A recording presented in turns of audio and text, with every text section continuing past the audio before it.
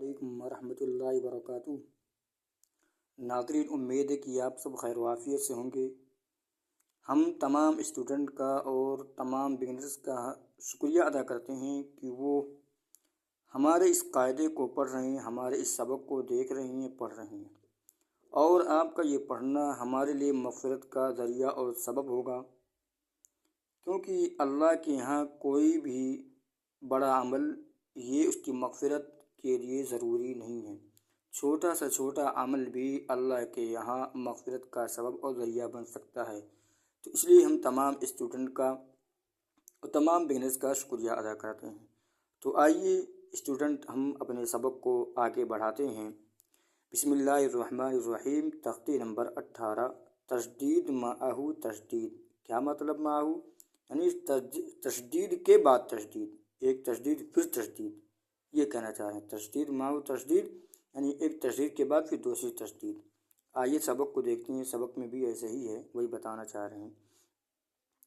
عین لام زیر ال، لام یا زیر لی، اللی، یا واو پیش یو، اللیو، نون زبرنا، اللیونا۔ کیسے جے کریں گے؟ دھیان دیں ایک مرتبہ پھر۔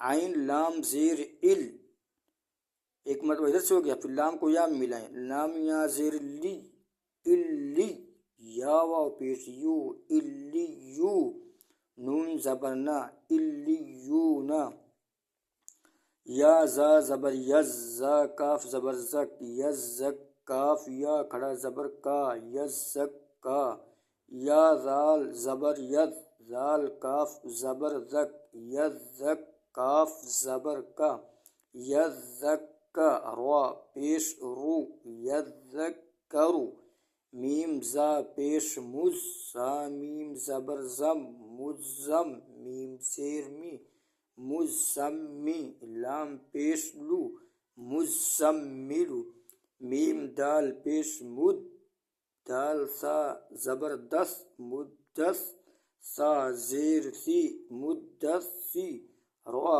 پیش رو، مدثرو، عین لام زیر ال، لام یا زیر لی، اللی، یا زیر یی، اللی، نون زبر نا، اللیینا۔ تختی نمبر 19، مد کا بیان۔ حروف مدہ کے بعد حمزہ اسی کلمہ میں ہو تو مد متصل یعنی مد واجب بمعنی اہم ہوگا۔ حروف مدہ کے بعد حمزہ اسی کلمہ میں ہو تو مد متصل ہوگا، یہ سمجھ لیں۔ مد متصل مطلب یعنی اس مد کو کرنا واجب ہوگا، اہم ہے اس مد کو کرنا، یہ کہنا چاہ رہے ہیں۔ حروف مدہ کے بعد مد متصل، متصل کا مطلب یعنی جو اٹیچ ہو، یعنی اسی کلمہ میں ہو۔ اگر حروف مدہ کے بعد اسی کلمہ میں ہو تو مد متصل کہتے ہیں، یا مد متصل کا کیا مطلب؟ مد اٹیچمنٹ، اٹیچ، متصل کا مطلب اٹیچمنٹ ہو، اٹیچ ہو۔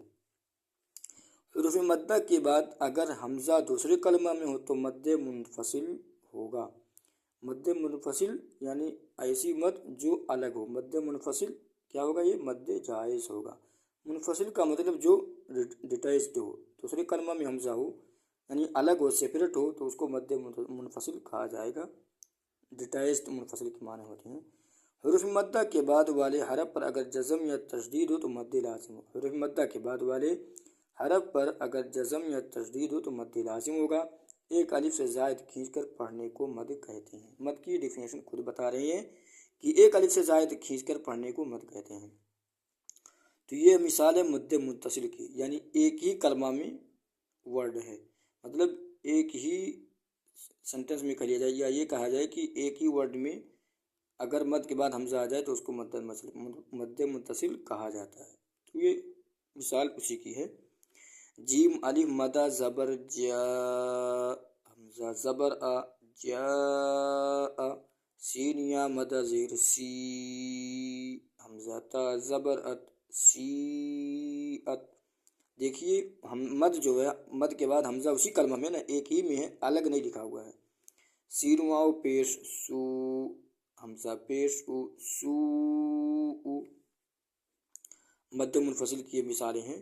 فا یا زیر فی، حمزہ میم زبر ام، فی ام، را زیر ری، فی امری، نون الف زبر نا، فی امرینا، لام الف مدہ زبر لا، حمزہ زیر ای، لا ای، لام کھڑا زبر لا، لا الہ، ہا زبر ہا، لا الہ، حمزہ نون زیر ان، نون الف زبر نا، انا، حمزہ نون زبر ان، زا لام زبر زل، انزل، انا انزل، نون الف زبر نا، انا انزلنا۔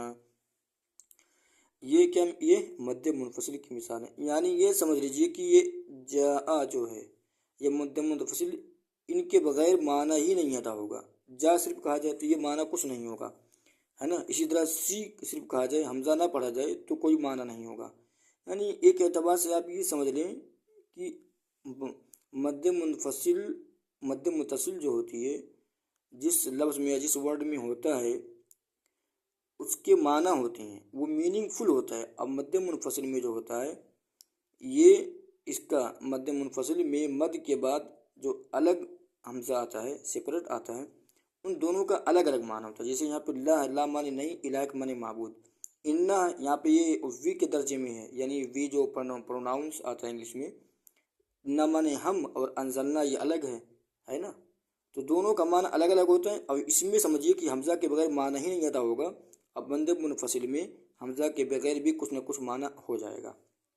مد لازم، حمزہ لام کھڑا مدہ زبر آل، حمزہ لام کھڑا مدہ زبر آل، حمزہ کھڑا زبر آل، نون زبر نا، آل آنا، ہا الف جیم مدہ زبر حاج، جیم واو پیش جو، حاجو، کاف زبر کا، حاجو کا، واو صاد زبر وس، صاد فا کھڑا مدہ زبر صوف، وصوف، فا کھڑا زبر فا، وصوف، فا تازیر تھی، وصوفاتی۔ تو اسٹوڈنٹ آپ اس کو تھوڑا دھیان سے پڑھیں اور آہستہ آہستہ پڑھنے کی کوشش کریں۔ آہستہ آہستہ پڑھیں، پہلے دھیان سے سنیں پھر پڑھنا شروع کریں، تھوڑا تھوڑا پڑھیں، روز پڑھیں۔ روز پڑھیں گے تو پھر ہمارے لیے قرآن کا پڑھنا اور سیکھنا آسان ہو جائے گا۔ تو آج کا سبق بس یہیں تک، امید ہے کہ آپ انشاءاللہ اس بات پر عمل کریں گے۔ السلام علیکم ورحمۃ اللہ۔